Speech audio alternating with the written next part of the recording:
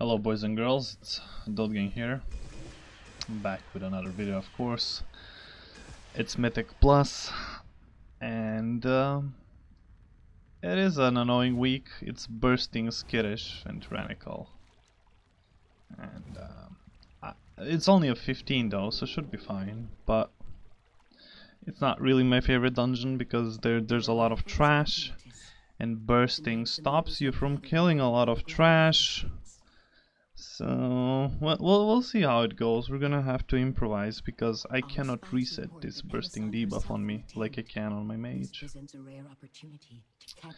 Like, I've been avoiding doing Mythic Plus this week simply because I feel burnt out.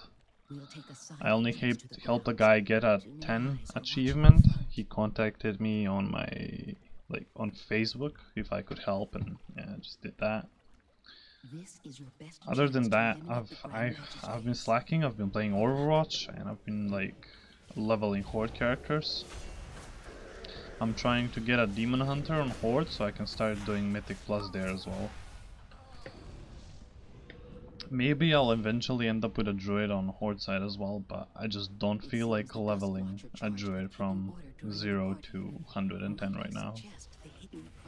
So it has to be a Demon Hunter.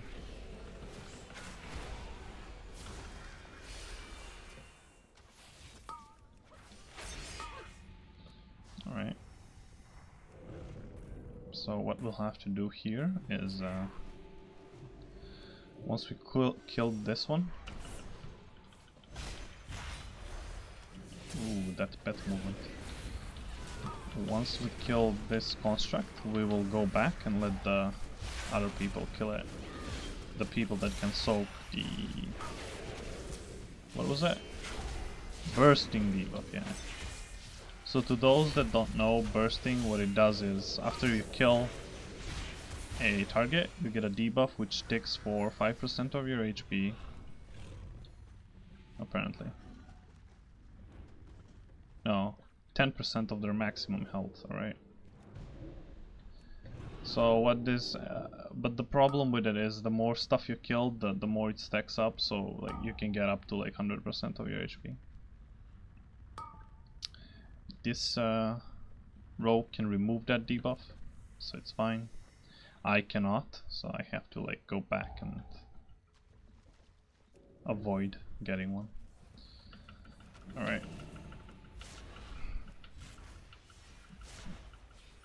I mean, as you can see, it's because of these stupid mechanics, it's not really the best week to push stuff. Simply because, even though it's not fortified, trash is dying fast, you have to kill trash really slowly. You have to stop DPS, because if you get too many stacks, you're just insta-dead.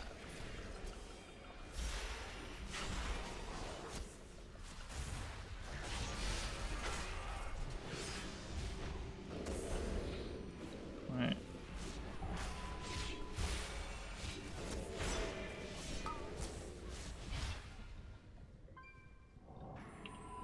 Let me pre-pot.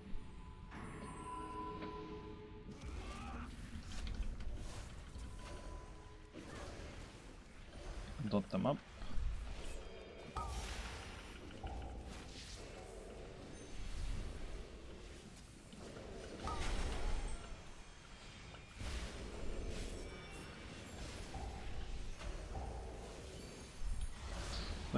What you really need to have is a solid group that once you get, let's say you're doing AoE packs and you get 5 stacks, you need a solid group that will stop their DPS until the stacks are reset, and then will continue killing stuff. If you don't have that, if you have idiots that keep on killing shit and you're just stacking up on that debuff, you're not gonna do these Mythic Pluses in time, that's for sure. It's gonna be a wipe fest. It's really important that you communicate with your team. Right, so the rogue, we have a rogue here. He poisoned the bottle, which will save us a lot of time. The boss drinks that bottle at 25%, meaning once he drinks that, he's dead, so we don't have to down an additional 25% of the boss. For those that don't know, this can also be done with alchemy. Oh, aggro. Typhoon that. I could really use the tank to... Oh, I'm stunned. Thank God I think the healer's dispel is on cooldown, so...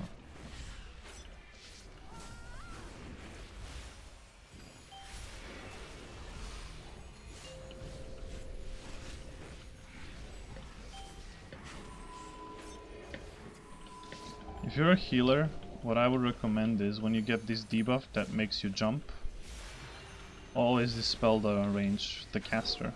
Because like, DPS wise it doesn't matter if a melee DPS jumps. Hunter can also jump without like impacting his DPS.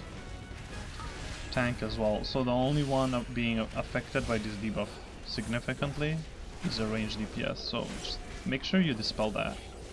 So you don't have to like force the person to jump around and stop deeps.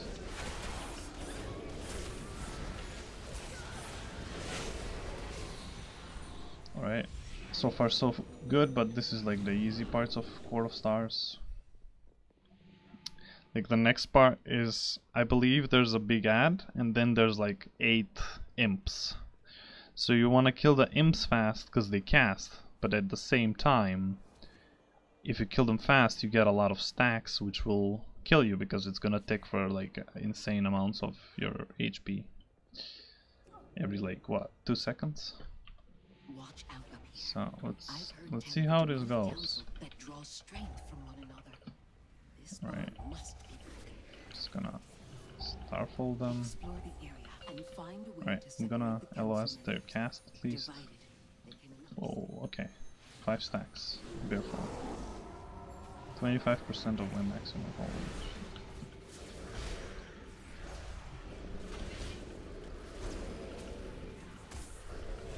That one went well actually. Like I expected a worse scenario, to be honest.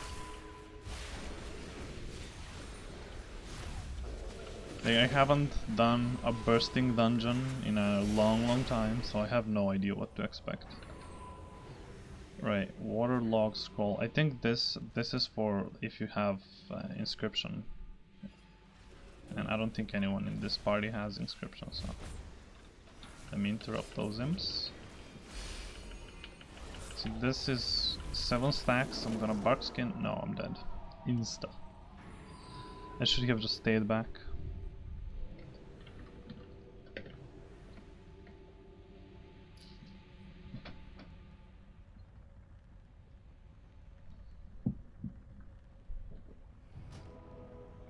Is going bear form even worth it, actually? Like, bear form gives me frenzied region, which is good stuff, right?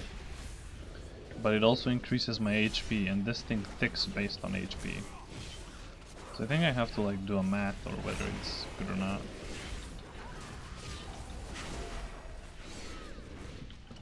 Until then, I think I'm just gonna avoid going bear form.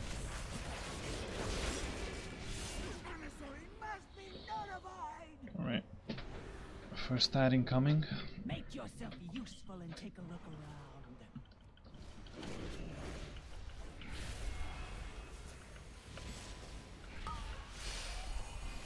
I have to be honest, I really prefer Court of Stars on Tyrannical. Except for the last boss. The problem with the last boss is the fact that he spawns illusions in that area, and the longer the fight is, the less space you have, and you end up with no space in the end. And the more illusions there are, the more damage he does as well, like AoE. So, like, pushing a really high key on Court of Stars, it's not that hard, but then you end up with the last boss, who's actually really annoying. And then you also have to deal with this RNG, where you have to chase these ads to you know, call the... Oh, I should have just stayed there. Fuck. Okay. Please. Alright, Bark Skin, Healing Pond, and Regrowth saved me there. That's good stuff. So these enforcers are really annoying because they spawn on random locations. So you might end up with an enforcer on the opposite side every single time, which will force you to run around like an idiot and waste time rather than just, you know. Right, so here we go, I guess.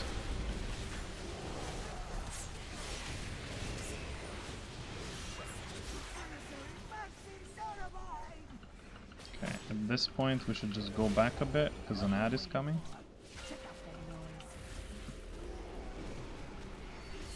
Okay, I guess we're not. Always focus this Inquisitor. If he's casting shit, just Death Grip it, Typhoon it, stun it, stuff like that. It's simple stuff. This head ad, like this stupid head, demonic head, when it does this beam, it does a lot of damage to you, but even if it's avoidable, like if you can manage taking that damage, it also reduces damage dealt by 50%. So what you want to do, ideally, is if you're a Night Elf, you want to Shadow Mouth, like I just did. If you're a Hunter, you could Feign Death. If you're a Rogue, you could Vanish. If you're a Mage, you could Ice Block or stuff like that. So just make sure you avoid that because it's gonna stop you from getting your damage reduced by a significant amount. And see what I mean? Look at how far the ad is. Like, we have to go all the way to the other side now so we can spawn the next mini boss. It's so annoying.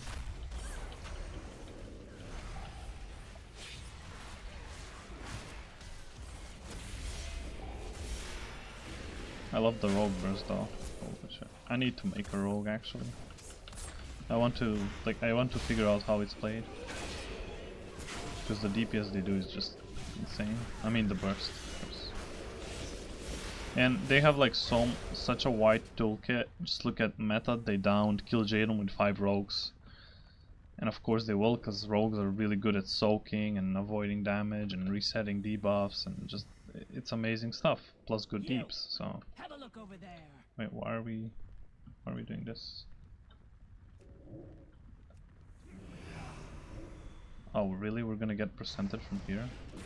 Hell, I've never done this, guys. This is like I've done more than 700 mythics in total, and I've never done this. Like, this is, I had no clue there's ads there. Like, this is bonus content for me and you guys. Like, oh shit. Right. So this guy does shockwave. Just make sure you're not in front of it, and you're good to go. See, shockwave. It's mainly a problem for melees and a tank. I mean, if you're range, I doubt you'll be next to the ad, so.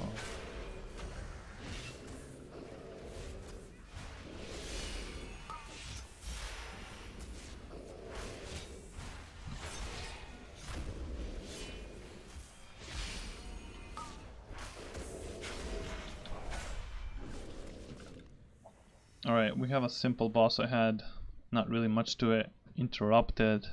Once he's spawning, imps stack up on it so that you can kill the imps really easy. And when he spawns the imps, just don't stand in the fire. I'll show you what I mean.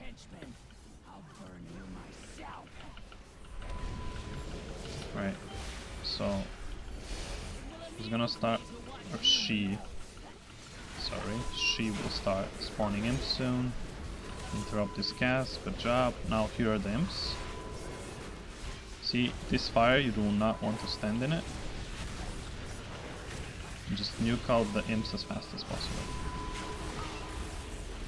Oh, I will interrupt this one. And that's about it. Like, it's a very, very simple fight. And it actually doesn't even have much HP because of the imps. Because AoE is required, I think they didn't really scale this boss that high.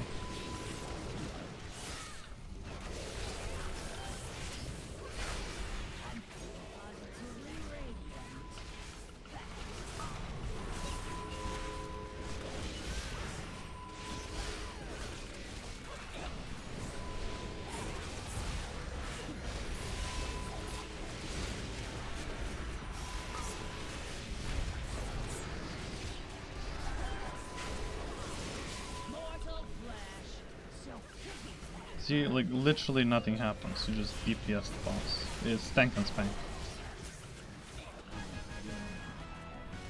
Just don't stand in the fire and you're good. I think these imps will disappear. Take the disguise and on we go on guessing stuff. Okay, so for now we know that it's a female. The first clue was a female. The tank just wrote it in the chat. Female. This is a female.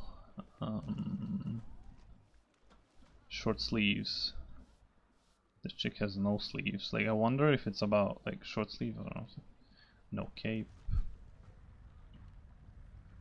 This chick has no cape. Is it this one? Yep, found it. This was simple. So no sleeve, no cape. It just say no sleeves, not short sleeves. Come on. So stupid.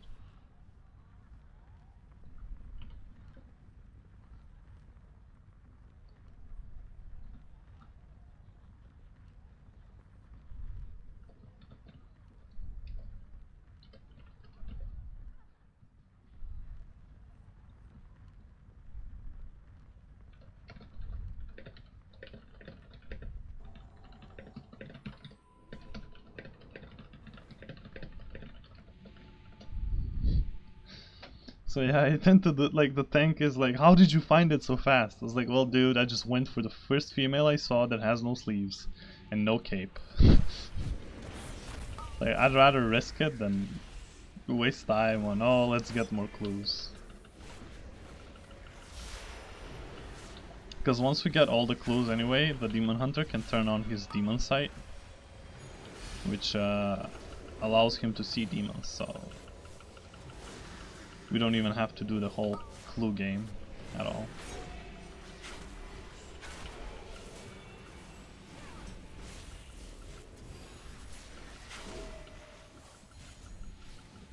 Alright, once this is dead, let the tank pick up the keys and run towards the door. You can have your healer move to the door before the ad dies so that you have the door unlocked right on time. Do you expect me to waste time chattering with vapid nobles even as my enemies close in? Look, Okay, a bit of RP. we're not alone. Look at the difference. This boss has 460 mil HP. The previous one had 330. See the difference? Like, when there's AoE involved, they reduce the boss's HP, of course. So this one is actually pretty high scale boss. And then you have only this small room to deal with. Like, you need a really good DPS to deal with this.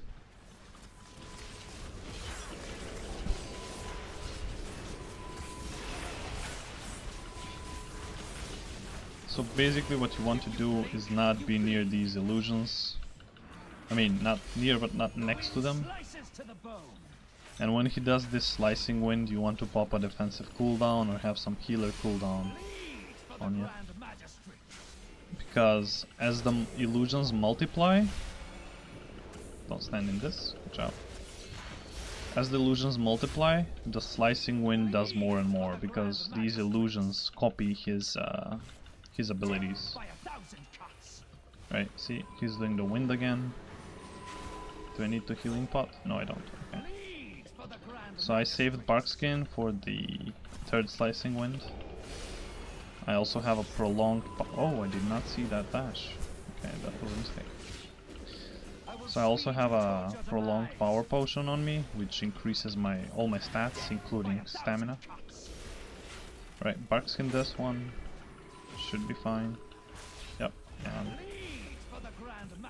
Damn it.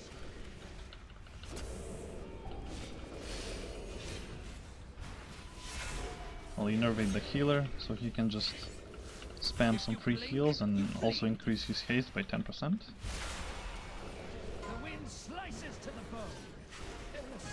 And that's it. Let's check out the loot. Oh, 915 helm that I don't need. Well guys, thanks for watching. I hope this video really helped you out on how to do Court of Stars and how to deal with this stupid mechanic called bursting, that you sometimes need to communicate with your team and run out of range and stuff like that. I'll see you in the next video, and make sure to drop a comment below. Any feedback is extremely welcomed. See ya, guys.